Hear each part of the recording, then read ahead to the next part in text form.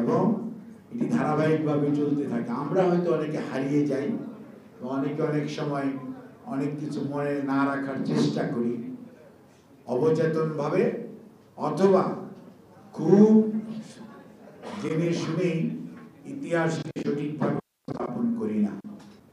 এখন আসা যাক 7ই নভেম্বর 1975 কেন আমরা জাতীয় বিপ্লব এবং সংহতি দিবস বললাম?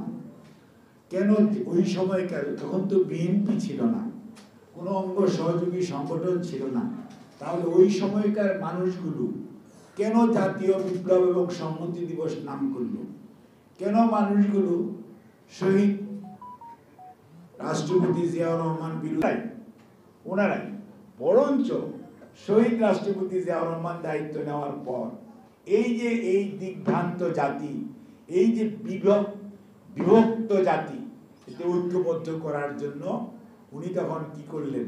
উনি জাতিকে ঐক্যবদ্ধ করার জন্য আমাদের যে পরিচয়, অর্থাৎ আমরা এক সময় ছিলাম বাঙালি, কেউ ছিলাম পাহাড়ি, এবং বিভিন্নভাবে আমাদেরকে রং দেওয়ার চেষ্টা করা হতো।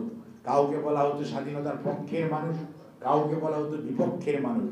কিন্তু এই বিভক্ত জাতি কখনোই উন্নতি করতে পারে না যদি ৭১-এর স্বাধীনতা যুদ্ধ হবে না। ৭১-এর স্বাধীনতা যুদ্ধকে যদি অস্বীকার করেন, ৯০-এর স্বৈরাচার বিরোধী আন্দোলন হবে না। ওটাও যদি না মনে রাখেন, তাহলে ২৪-এর ৫ই আগস্ট হবে না। অর্থাৎ রাষ্ট্র একটি ধারাবাহিক প্রক্রিয়ার অংশ। কাজে আপনাকে মনে রাখতে হবে ৪৭-এ ওই সময়কার পাকিস্তান ভারত যে ভাগাভাগি হলো, কারা পক্ষে ছিল কারা বিপক্ষে ছিল মনে রাখতে হবে। ৭১-কেও মনে রাখতে হবে, ৯০-কেও মনে রাখতে হবে। তাহলে ৫ই আগস্টকে আপনি যথাযথভাবে মূল্যায়ন করতে পারবেন। তুমি আবারও জিয়াউর রহমানকে দরকার, সেজন্যই ওনারা যে সিপাহী জনতা যে ওনাকে বন্দি দশা থেকে মুক্ত করে নিয়ে আসে, এবং ঢাকা সহ নয় সারা বাংলাদেশের মানুষ জিয়াউর রহমানের প্রতি আস্থা রাখে।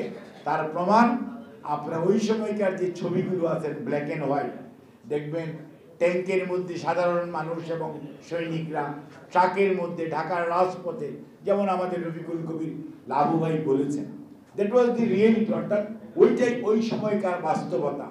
এবং সারা দেশের মানুষ তখন রোজা রেখেছে, তারা দেশের মানুষ তখন আনন্দিত হয়েছে, এবং সারা দেশের মানুষ শহীদ জিয়ার প্রতি তাদের আনুগত্য প্রকাশ করেছে। কাজেই জিয়াউর রহমান নিজে নিজে কোনো ক্ষমতা নেয় নাই, এবং মার্শাল ল জারি করছে ওনার